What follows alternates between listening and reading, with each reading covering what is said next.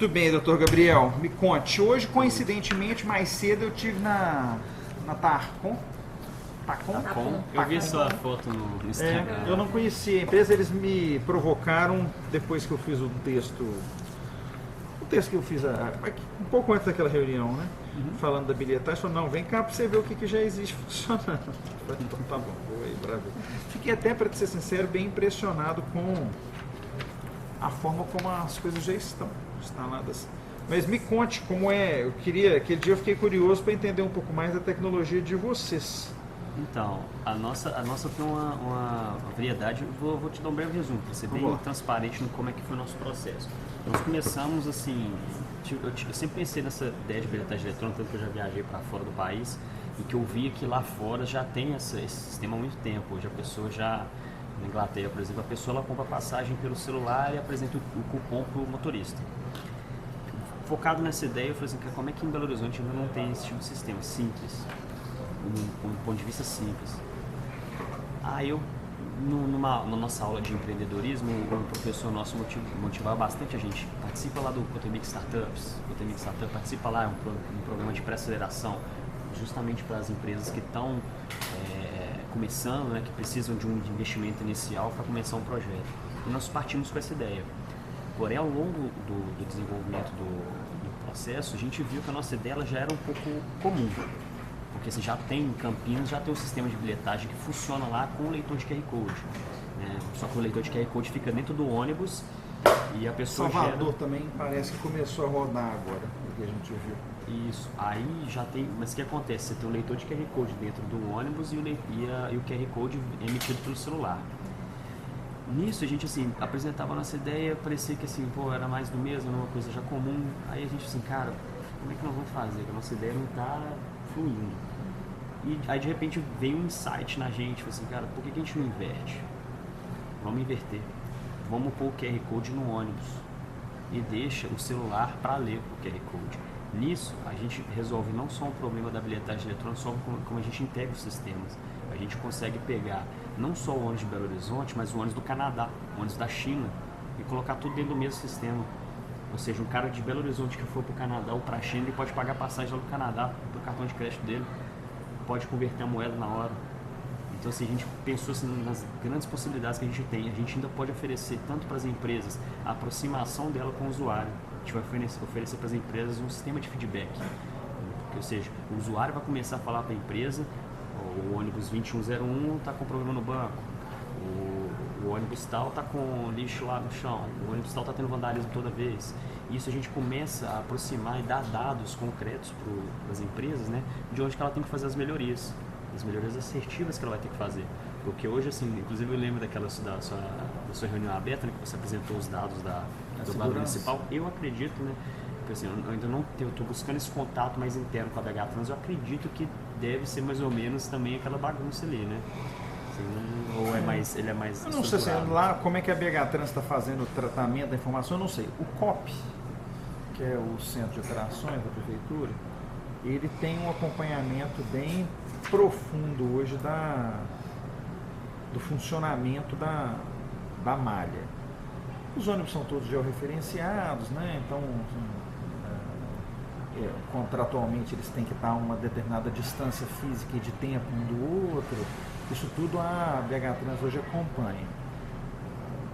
Hoje nós percebemos que ela acompanha algumas outras coisas, né, como qualidade da direção, isso tudo está já georreferenciado, uso de embreagem, as coisas já estão interligadas no sistema, alimentando o sistema, falando, esse ônibus está usando embreagem demais, está freando demais, está trepidando demais, está oscilando demais. E também os horários, a parte dos horários de controle de controle eu já sabia que eles faziam, hoje eu vi que eles fazem algumas outras coisas.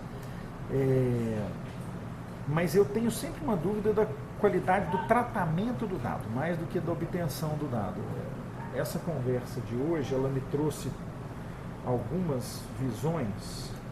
Por exemplo, me parece que Belo Horizonte poderia ter já transitado para um modelo de bilhetagem 100% eletrônica, por uma decisão política não foi, porque a lógica que eles têm aqui para instalar é a do QR Code móvel, mas eles já têm, os leitores já estão dentro dos ônibus, pronto para operar na hora que for para rodar. Não sei, assim, te ouvindo, eu fiquei com uma dúvida. Para eles hoje, para o nosso modelo aqui de Belo Horizonte, é muito importante o controle da arrecadação, vamos chamar assim, da viagem.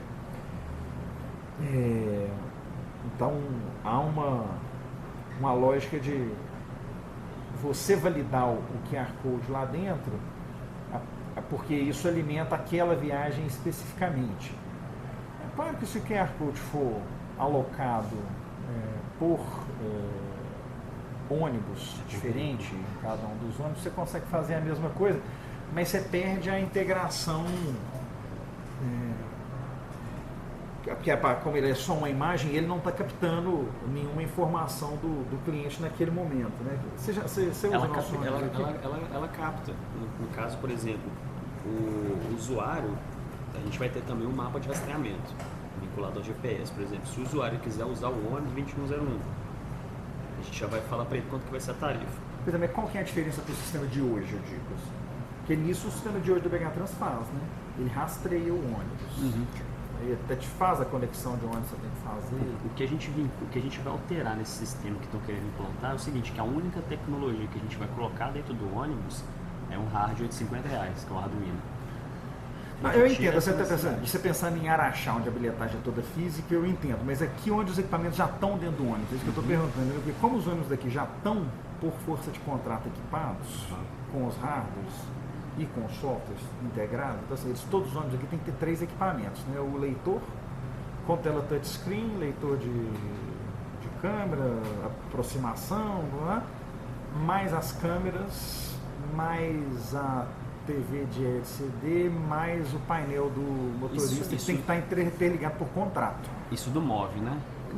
Na verdade, só que foi expandindo, né? Hoje, porque a contratação, a exigência, essa é a lógica do MOV, mas já está bem ampliada para as outras linhas, né? Se não está 100% ampliado, está quase 100%, por causa do botão do pânico. Porque como passou a regra do botão de pânico, agora passou um botão de pânico de assédio. Isso demanda que haja uma integração motorista com o resto. E como isso foi sendo feito, eles foram incorporando o resto da leitura. Os cartões da Transfácil, para ser lido, eles precisam hoje do postezinho de contato lá. Então, assim, eles foram trocando. Então, eu fico pensando, que eu entendo o que você está falando, o custo. A integração também no sentido do seguinte: o usuário ele não precisa se preocupar com, por exemplo, preciso levar R$ 5,95 na carteira, preciso levar R$6 na carteira com a passagem. Mas isso, qualquer bilhetagem eletrônica vai acabar com isso, né? Eu estou pensando nas vantagens do modelo, não, as vantagens do modelo que vocês estão propondo. Assim, tem uma grande vantagem que é o baixo custo de implantação. Isso.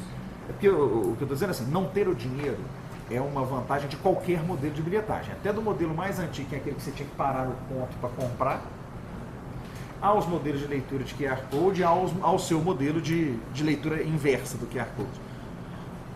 Só que o seu é mais barato. Tem uma outra vantagem também, que é a seguinte: toda hora que você gera um QR Code, você gera um custo. Todo QR Code que você gera é um custo. Gerei um QR Code para o usuário tal, custo. Gerei um QR Code para outro usuário, custo. O nosso não. O nosso, se a linha de ônibus é 3.000 ônibus, é 3.000 QR Codes, ponto, acabou.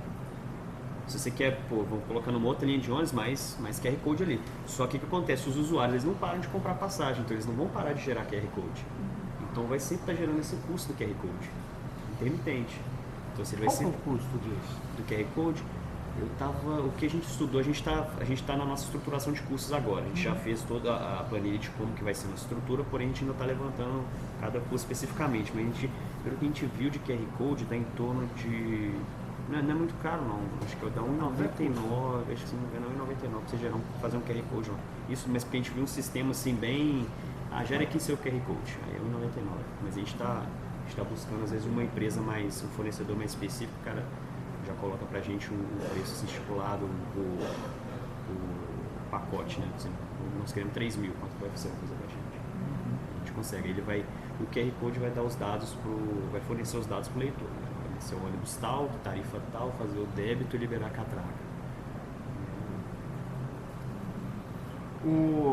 Vocês estão em fase de prototipação? O que vocês estão fazendo? Isso, a gente está levantando o